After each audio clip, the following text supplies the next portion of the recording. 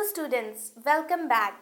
Now we are moving on to a discussion about the most diverse phyla, that is the phylum Chordata, and it includes the animals having the notochord. In this part, we'll discuss about how the phylum Chordata has been divided into two groups, that is the Acraniata and the Craniata. So let's start. The next phylum that we are going to discuss is about the phylum Chordata. The Chordata has been derived from two Greek words, chorda and eta. Chorda means a thick string and eta means to have. So the overall meaning of Chordata is animals having notochord. The chordates were evolved during the Ordovician period of the Paleozoic era. In these animals, the notochord supports the body. Animals which do not possess any notochord are known as non-chordates. So this figure shows the fundamental differences between the chordate and the non-chordate, which include the presence of the notochord, the presence of the nerve cord.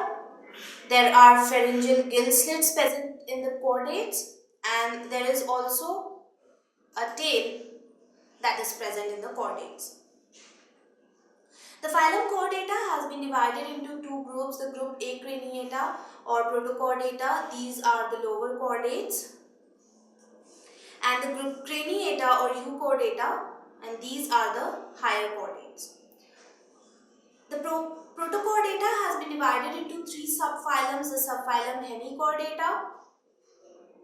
In Hemichordata, true notochord is absent, but a notochord-like structure is present in the buccal cavity of these animals, known as the buccal diverticulum or stomochord. The next subphylum is the phylum Urochordata. In these animals, the notochord is present only in the tail region of the tadpole larva. The next subphylum is Cephalochordata. In these, the notochord is present. The notochord is present and it extends from one end of the body to the other end. The subphylum Hemichordata includes the classes Enteropneusta and Pterobranchia. The subphylum Urochordata includes the classes Ascidiaceae, Thalliaceae and Larvaceae, and the subphylum Cephalochordata includes only one class, the Leptocardi. Urochordata is also known as Tunicata. The group Craniata or the Euchordata are the higher chordates having advanced characters. These advanced characters includes prominent head, vertebral column, jaws and cranium. And it includes only one subphylum, the subphylum Vertebrata. In the Vertebrata, notochord is completely or partially replaced by vertebral column. And the vertebral column is made up of so many vertebrae. It is divided into two divisions, division Ignatha, which are jawless animals, and division Gnathostomata, in which jaws are present. So these are jawless and these are having true jaws. The division Ignatha is divided into Ostracodermi and Cyclostomata. The division Gnathostomata is divided into two superclasses, the superclass Pisces and the superclass Tetrapoda. These are the true fishes.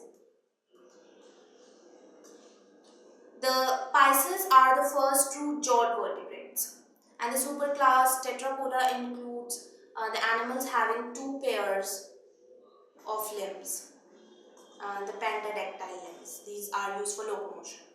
The superclass Pisces include three classes, the Placodermi, Chondrichthyes and Ostrichthyes. In Placodermi, the fishes that are present are all extinct, but in the class Placodermi, true freshwater fishes are present. In the Chondrichthyes, those fishes are present in which the endoskeleton is made up of cartilage, and Ostrichthyes includes those fishes in which the endoskeleton is made up of bone. So these are also known as the bony fishes. And these three classes are grouped under the Amniota group, because in these animals, in these classes, the extra embryonic membrane like allantois, chorion are absent. That's why Amniota. The superclass Tetrapoda is divided into 4 classes: Amphibia, Reptilia, Aves and Mammalia. Amphibia are the animals which live both on land and in water.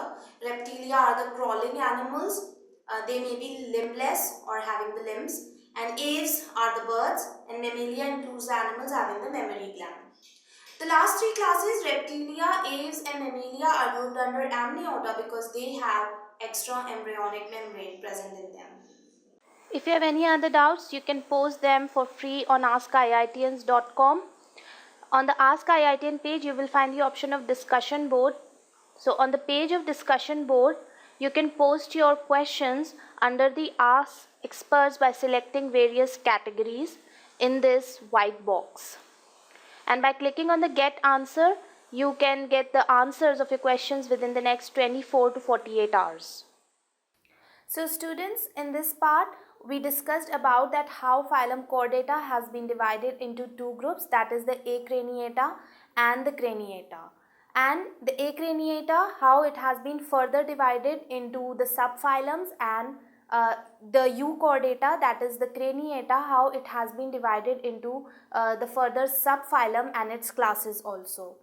Now in the next part, we'll start with our discussion about the Acraniata, that is also known as the Protochordata. So stay tuned.